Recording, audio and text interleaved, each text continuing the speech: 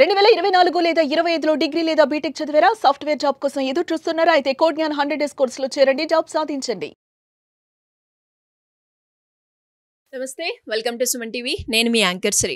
Right no మనతో పాటు ఉన్నారు హైకోర్టు అడ్వకేట్ అలగరి రవీంద్రనాథ్ గారు. అండ్ చాలా మంది ఎవరైనా కూడా ఇంట్లో ఫ్యామిలీ మెంబర్స్ ఏదైనా ఒక ప్రాపర్టీ కొనేటప్పుడు, ఎస్పెషల్లీ ల్యాండ్కి సంబంధించి ప్రాపర్టీ మనం కొనేటప్పుడు వాళ్ళ పిల్లల పేరు మీద ఈ ల్యాండ్ రిజిస్ట్రేషన్ చేస్తే బాగుంటుంది అని ఆలోచిస్తారు. మరి నా పిల్లలు మైనర్, వాళ్ళ పేరు మీద ల్యాండ్ రిజిస్ట్రేషన్ చేయొచ్చా అన్న డౌట్ ఉన్న వాళ్ళకి ఈ వీడియో ద్వారా ఒక కంప్లీట్ ఇన్ఫర్మేషన్ ఇవ్వడానికి మనతో పాటు అయితే హైకోర్టు అడ్వకేట్ అలగరి రవీంద్రనాథ్ గారు ఉన్నారు. మరి దీనికి సంబంధించి చట్టం ఏం చెప్తుందో అడిగి తెలుసుకునే ప్రయత్నం చేద్దాం. నమస్కారం అలగరి రవీంద్రనాథ్ గారు. నమస్తే అండి సిరి గారు. సార్, చాలా మంది పేరెంట్స్ కూడా వాళ్ళు ఏదైనా ఒక ప్రాపర్టీ కొనేటప్పుడైనా, లేదంటే ఇల్లు తీసుకునేటప్పుడైనా, లేదంటే ఒక బిజినెస్ స్టార్ట్ చేస్తున్నప్పుడైనా వాళ్ళకి ఫస్ట్గా గుర్తొచ్చేది పిల్లలు. సో అలాంటి సందర్భాల్లో ఎవరైనా కూడా తల్లిదండ్రులు ల్యాండ్ తీసుకుంటున్నాం, ఇప్పుడు ఆ ల్యాండ్ మా పిల్లల పేరు మీద, కానీ వాడు మైనర్, వాడి పేరు మీద నేను ల్యాండ్ రిజిస్ట్రేషన్ చేసుకోవచ్చా అనే వాళ్ళకి అంటే ఒక క్లారిటీ అండ్ అలాగే చట్టం ఏం చెప్తుంది, అలా తీసుకోవాలి అంటే లీగల్ పరంగా ఎలాంటి చర్యలు పాటించాల్సిన అవసరం ఉందంటారు సార్? మైనర్ పేరు మీదుగా ప్రాపర్టీ తీసుకోవచ్చా తీసుకోకూడదా అన్నటువంటి విషయాన్ని మీద మనకు ఒక క్లియర్ ఇన్ఫర్మేషన్స్ మన చట్టాలు చెప్తూ ఉన్నాయి సిరి గారు. ముందుగా అసలు మైనర్ అంటే ఎవరు, అసలు ఎవరిని మైనర్ అంటారు, చట్టం ఏం చెప్తోంది? Under the 1875 Indian majority act అని ఒక యాక్ట్ ఉంది. ఆ యాక్ట్ ప్రకారం 18 ఏళ్ళు నిండినటువంటి 18 ఏళ్ళు పూర్తయినటువంటి వ్యక్తిని మేజర్ అంటారని, 18 ఏళ్ళు నిండినటువంటి వ్యక్తిని అది స్త్రీ అయినా పురుషుడైనా వాళ్ళని మైనర్ అంటారని చెప్పి సెక్షన్ 3 అన్నది స్పెసిఫై చేస్తుంది. మేజారిటీ అంటే కొన్ని ప్రత్యేక కారణాలు ఏం చేస్తారంటే నేషనల్ గార్డెన్ అంటే కోర్టు నుంచి ఒక గార్డెన్ ఉంటే అది 21 ఇయర్స్ కూడా ఎక్స్టెన్షన్ చేస్తారు. బట్ యాక్చువల్గా మైనారిటీ అంటే 18 ఏళ్ళు ఏ రోజు అయితే పూర్తవుతుందో ఆ రోజు వరకు ఉన్నటువంటి పరిధిని, అంటే 18 ఏళ్ళ కన్నా తక్కువ ఉంటే వాళ్ళని మైనర్ అంటారని మనకి సెక్షన్ 3 ఇండియన్ మెజారిటీ యాక్ట్ 1875 అన్నది స్పష్టంగా చెప్తోంది. సో మైనర్ అనే వ్యక్తి బిలో 18 ఇయర్స్ ఉన్నారు. ఇక పార్ట్ నెంబర్ 2, మైనర్ పేరు మీదుగా ప్రాపర్టీని మనం కొనవచ్చా కొనకూడదా, దీని మీద మన చట్టాలు ఏం చెప్తున్నాయి? ఇక్కడ గుర్తుపెట్టుకోండి, మైనర్ పేరు మీదుగా ఇండియన్ కాంట్రాక్ట్ యాక్ట్ 1872 అన్నది స్పష్టంగా చెప్తుంది. 1872 ఇండియన్ కాంట్రాక్ట్ యాక్ట్ అయితే ఎట్టి పరిస్థితుల్లో కూడా ఒక మైనర్ ఒక ప్రాపర్టీని కొనుగోలు అమ్మకాలంటే ఒక కాంట్రాక్ట్లోకి ఎంటర్ అవ్వడం అన్నది మాత్రం ఎట్టి పరిస్థితుల్లో కూడా జరగదు. ఓన్లీ మేజర్స్ మాత్రమే కాంట్రాక్ట్లోకి ఎంటర్ అవుతారు. అంటే ఒక కాంట్రాక్ట్, ఒక అమ్మాలన్నా ఒక కొనుక్కోవాలనుకున్నా వాళ్ళిద్దరి మధ్య ఒక కాంట్రాక్ట్ ఉంటుంది కదా, ఒక ఒప్పందం జరిగింది. కాబట్టి ఆ కాంట్రాక్ట్ ఏదైతే ఉందో ఖచ్చితంగా మేజర్ ఉన్న వాళ్ళకి మాత్రమే ఉంటుంది.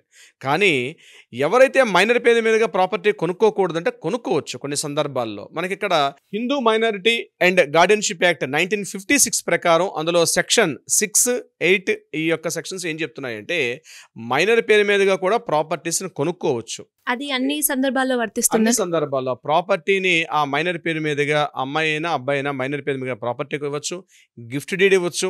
పూర్వీకుల వారసత్వం ఏదైతే వస్తుందో వారసత్వ ప్రకారంగా కూడా ప్రాపర్టీని వాళ్ళ పేరు మీదకి ట్రాన్స్ఫర్ చేసేది కూడా ఉంటుంది. కానీ గుర్తుపెట్టుకోవాల్సింది అక్కడ తప్పనిసరిగా నేషనల్ గార్డెన్ ఎవరైతే ఉంటారో నేషనల్ గార్డెన్ యొక్క ఇంపార్టెన్స్ మాత్రం తప్పనిసరిగా ఉండాలి. లేదా అట్లీస్ట్ ఒక లీగల్ గార్డెన్ కూడా అక్కడ ఉండాలి. Without legal garden, without national garden లేకుండా రిజిస్ట్రేషన్ ఆఫీసులో వాళ్ళ పేరు మీదుగా ప్రాపర్టీ ట్రాన్స్ఫర్ చేయాలన్నా, అని నేను చెప్పినట్టుగా ఒక సేల్ డీడ్ అయినా గిఫ్ట్ డీడ్ అయినా, లేదా ఒక ప్రాపర్టీ భాగపంపకాలు పూర్వీకుల ఆస్తి యొక్క వారసత్వంగా వచ్చినటువంటి ప్రాపర్టీని చేయాలంటే కూడా ఖచ్చితంగా వితౌట్ నేషనల్ గార్డెన్ లేదా లీగల్ గార్డెన్ ఇవ్వకుండా మాత్రం ఎట్టి పరిస్థితిలో ఉండదు. మరొకటి, ఈ యొక్క డాక్యుమెంట్స్ ఏదైతే మైనర్స్ పేరు మీద ప్రాపర్టీని కొనేటప్పుడు అక్కడ ఖచ్చితంగా డాక్యుమెంట్లో క్లియర్గా మెన్షన్ చేయాలి, పలానా మైనర్ పేరు మీదుగా property acting as a national garden అని చెప్పి అక్కడ మెన్షన్ చేయాలి డాక్యుమెంట్లో. అంటే మైనర్ పేరు మీదుగా ప్రాపర్టీని తీసుకునేటప్పుడు అతను మేజర్ అయిన తర్వాత బై డిఫాల్ట్ అతనికి దాని మీద పూర్తి హక్కులు వస్తాయి. అతను అమ్ముకోవచ్చు, దాన్ని ఆయన గిఫ్ట్ డీడ్ ఎవరికైనా ఇవ్వచ్చు, హక్కులు ఉంటాయి. బట్ ఆయన అప్ టు మేజర్ అయ్యేంత వరకు కూడా ఆయన యొక్క ప్రాపర్టీని సంరక్షణ బాధ్యత మాత్రం నేషనల్ గార్డెన్ అంటే తల్లి కానీ తండ్రి కానీ, లేకపోతే లీగల్ గార్డెన్ అంటే పేరెంట్స్ ఎవరో, లేకపోతే ఒక లీగల్ గార్డెన్ ఎవరో ఒకరిని అపాయింట్ చేసుకుని లీగల్ గార్డెన్ త్రూగా మాత్రమే డాక్యుమెంట్ని తీసుకునే అవకాశం ఉంటుంది తప్ప వితౌట్ లీగల్ గార్డెన్ లేకుండా, లేకపోతే లేకపోతే నేషనల్ గార్డెన్ ఎవరు లేకుండా మైనర్ పేరు మీదుగా ప్రాపర్టీని అనేది కరెక్ట్ కాదు. మైనర్స్ పేరు మీదుగా ప్రాపర్టీని అయితే ఉండేటప్పుడు వాళ్ళు అమ్మాలంటే తప్పనిసరిగా మళ్ళీ నేషనల్ గార్డెన్ ఉండాలి. ఒకవేళ మైనర్ పేరు మీదుగా ఇప్పుడు చాలా చోట్ల ఏమవుతున్నాయంటే ఈ వివాహ బంధాలు ఫ్యామిలీ ఇష్యూస్ బాగా పెరిగిన తర్వాత ఈ భార్య పేరు మీదుగా ప్రాపర్టీని పెట్టుకోవడం కన్నా మన పిల్లల పేరు మీదుగా ప్రాపర్టీ పెట్టుకుంటే బాగుంటుంది అన్నటువంటి ఒక ఆలోచన అన్ని చోట్ల పెరుగుతుంది. అటువంటి సందర్భాల్లో మాత్రం తప్పనిసరిగా తన పేరెంట్ ఎవరైతే మదర్ కావచ్చు ఫాదర్ కావచ్చు ఎవరో ఒకరు నేషనల్ గార్డెన్ యొక్క ఇంపార్టెన్స్ అనేది లేకుండా ఆ యొక్క ప్రాపర్టీ అనేది అక్కడ జరిగే అవకాశం అయితే 80% లేదు. కానీ ప్రాపర్టీని మాత్రం కొనుక్కునే అవకాశం ఉంటుంది. బట్ ఆయన బిహాఫ్ ఆఫ్ ఈ యొక్క అక్కడ నేషనల్ గార్డెన్ ఉంటూ ఆయన ప్రిపేర్ చేసుకోవచ్చు. ఇక పెద్ద పెద్ద హిందూ మనకి అన్డివైడెడ్ షేర్స్ ఉంటాయి, అంటే హిందూ అవిభాజ్య కుటుంబాలు అంటారు. చాలా పెద్ద కుటుంబాలు ఉంటాయి. ఆ పెద్ద పెద్ద కుటుంబాల్లో భాగపంపకాలు చేసుకునేటప్పుడు ఇంకా పిల్లలు మైనర్ ఉన్నారండి వాళ్ళ పేరు మీద ఇంకా కాదని చెప్పి కొంతమంది ఏం చేస్తారంటే వాళ్ళ ఉన్నప్పుడు కూడా వాళ్ళ పేరు మీదుగా గార్డెన్గా ఒక లీగల్ గార్డెన్ ఒక పర్సన్ రిప్రజెంటేషన్ చేసుకుంటూ వాళ్ళ పేరు మీదుగా భాగపంపకాలు చేసుకోవచ్చు. అంటే పిల్లల పేరు మీద కూడా ప్రాపర్టీని ట్రాన్స్ఫర్ చేసుకునే అవకాశం ఉంటుంది. అంటే మనకు 1908 చట్టం ప్రకారం రిజిస్ట్రేషన్ యాక్ట్ ప్రకారం తప్పనిసరిగా రిజిస్ట్రేషన్ చేసుకునేటికి అట్లీస్ట్ ఏజ్ అనేది 18 ఏళ్ళు నిండి ఉన్న వ్యక్తికి మాత్రమే డైరెక్ట్గా రిజిస్ట్రేషన్ చేసుకోవడం కానీ అమ్మడం కానీ కొనుగోలు కానీ ఇట్లాంటి చేసే సందర్భాల ప్రకారం మన చట్టాలు ఉన్నాయి. సో మనకు ఓవరాల్గా మనకు ఉన్నటువంటి చట్టాలు ఏం తెలియపరుస్తున్నాయి అంటే ఒక మైనర్ పేరు మీదుగా ప్రాపర్టీని కొనుక్కోవచ్చు, గిఫ్ట్ డీడ్ చేసుకోవచ్చు, అట్ ద సేమ్ టైం ప్రాపర్టీని భాగపంపకాలు కూడా చేసుకోవచ్చు. కానీ అక్కడ నేషనల్ గార్డెన్ లేకుండా లేదా లీగల్ గార్డెన్షిప్ లేకుండా ఆయన యొక్క ప్రాపర్టీని ఆయన అమ్ముకోవాలన్నా కొనుక్కోవాలన్నా ఆ డాక్యుమెంట్ అనేది ఇన్వాలిడ్ అవుతుంది. బట్ వెరీ వెరీ ఇంపార్టెంట్ ఒక ఇండియన్ కాంట్రాక్ట్ యాక్ట్ ఇప్పుడు నేను చెప్పినట్టుగా 1872 ఇండియన్ కాంట్రాక్ట్ యాక్ట్ ప్రకారం తప్పనిసరిగా ఆ ప్రాపర్టీని పర్చేజ్ చేయాలంటే ఒక కాంట్రాక్ట్లోకి ఎంటర్ అవ్వాలంటే మాత్రం తప్పనిసరిగా ఒక మేజర్ అయి ఉండాలి. ఇది కేవలం పురుషులకైనా స్త్రీలకంటే అమ్మాయి అయినా అబ్బాయి అయినా ఎవరికైనా ఇది వర్తిస్తుంది, ఇద్దరికి వర్తిస్తుంది. కేవలం అమ్మాయిలకి ఈ రకమైన చట్టాలని అబ్బాయిలకి ఈ చట్టాలని ఎక్కడ మనకి జెండర్ డిఫరెన్షియేట్ ఎక్కడ మనకి చట్టాలు లేదు. అది ఆ చట్టాలు అనేవి జెండర్ ఈక్వాలిటీగానే ఉండదు తప్పించి స్త్రీలకు ఒక రూలు పురుషులకు ఒక రూల్ అనేది ఉండదు.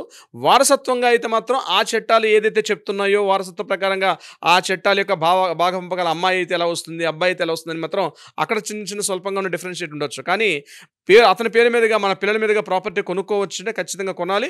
బట్ డాక్యుమెంట్ మాత్రం రాసుకునేటప్పుడు ఒక లీగల్ ఒక వెరిఫైడ్ డాక్యుమెంట్ పర్సన్ తోటి రాసుకుంటే ఆ లీగల్ వెరిఫైడ్ డాక్యుమెంట్ పర్ఫెక్ట్గా స్క్రూటనైజ్ చేసి నీట్గా ఉంటుంది. లేకపోతే రిజిస్ట్రేషన్ ఆఫీస్లో స్టాండర్డ్ ఫార్మేట్ పెట్టి చేస్తే ఆ డాక్యుమెంటేషన్ కొన్ని తప్పులు దొరికే అవకాశం కూడా ఉంటుంది. సో బిఫోర్ దట్ ఏంటంటే మైనర్స్ పేరు మీదుగా ప్రాపర్టీ కొనుక్కోవచ్చా కొనుక్కోకూడదా నిరభ్యంతరంగా కొనుక్కోవచ్చు. బట్ నేషనల్ గార్డెన్ మాత్రం లేదా లీగల్ గార్డెన్ మాత్రం మ్యాండేటరీగా ఉండాల్సిన అవసరం అయితే ఉంటుంది శ్రీ గారు. అండ్ అదే విధంగా సార్ కొన్న తర్వాత కొన్ని రోజులకే కావచ్చు లేదంటే ఒక సంవత్సరంలోనే మళ్ళీ తిరిగి ఆ ప్రాపర్టీని సేల్ చేయాలి అన్న సందర్భాల్లో ఎలా ఉంటుంది సార్? అప్పుడు కూడా ఇదేనండి, మైనర్ పేరు మీదుగా ప్రాపర్టీని నమ్మొచ్చు అంటే ఒకసారి కొనుక్కున్నాక మైనర్ పేరు మీదుగా ప్రాపర్టీని సేల్ చేసే అవకాశం లేదు. నేషనల్ గార్డెన్కి రైట్స్ ఉంటాయి. సో 80% అమ్మే విషయంలో మాత్రం మైనర్స్ పేరు మీద ఉన్న ప్రాపర్టీస్ మాత్రం సేల్ చేస్తే మాత్రం కొన్ని ఇబ్బందులు పడే అవకాశం ఉంటుంది. దానికి మాత్రం తప్పనిసరిగా కొన్ని చర్యలు తీసుకోవాలి. సో లీగల్గా దాని గురించి పూర్తిగా డాక్యుమెంట్ స్క్రూటనైజ్ చేసుకోవాలి. మైనర్ పేరు మీదుగా ఉన్నటువంటి ప్రాపర్టీ అయితే మాత్రం అమ్మే అవకాశాలు చాలా తక్కువగా ఉంటాయి శ్రీ గారు. సార్ మీరు అన్నట్టుగానే అంటే చాలా మంది కొనుక్కుంటారు, మళ్ళీ తిరిగి అమ్మే సమయంలో ఎలా అమ్మాలి, ఇప్పుడు నేను రెస్పాన్సిబిలిటీ తీసుకోవాలా దీనికి అనే రకరకాల డౌట్లు అయితే రేజ్ అవుతూ ఉంటాయి. అలాంటి సందర్భాల్లో కావచ్చు లేదు అంటే ఫ్యామిలీ రిలేటెడ్గా ప్రాపర్టీకి సంబంధించి ఎవరికైనా కూడా ఎలాంటి డౌట్స్ ఉన్నా కూడా మిమ్మల్ని అప్రోచ్ అవ్వాలి అంటే ఏ విధంగా ఉంటుందంటారు? తప్పనిసరిగా శ్రీ గారు ప్రాపర్టీస్ విషయంలో చాలా అలర్ట్గా ఉండాలి. ఎంతో మనం రాత్రి పగల కష్టపడి ఒక ప్రాపర్టీని కొనుక్కునే ప్రయత్నం చేస్తాం. రకరకాల వివాదాల్లో రాకుండా లేకపోతే మనకి సమస్యలు లేకుండా డాక్యుమెంటేషన్ వెరిఫికేషన్ చేసుకోవడం చాలా ఇంపార్టెంట్. ఒక లీగల్ ఒపీనియన్ తీసుకోవడం చాలా చాలా ఇంపార్టెంట్. ముఖ్యంగా ఇప్పుడు మనం అనుకున్నట్టుగా మైనర్స్ పేరు మీదుగా ప్రాపర్టీని తీసుకుంటే ఇలాంటి జాగ్రత్తలు తీసుకోండి. మనం వీడియోలో క్లుప్తంగా అంటే డీటెయిల్గా చెప్పలేకపోయినా వ్యక్తిగతంగా మీరు వచ్చి కలిసిన క్లియర్ ఇన్ఫర్మేషన్ చెప్పే ప్రయత్నం చేస్తాను.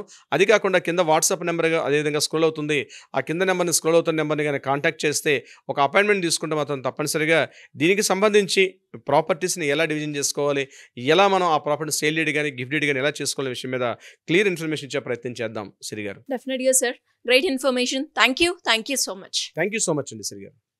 సుమన్ టీవీలో మీ పర్సనల్ అండ్ బిజినెస్ ప్రమోషన్స్ కోసం కింది నెంబర్కి కాంటాక్ట్ చేయండి.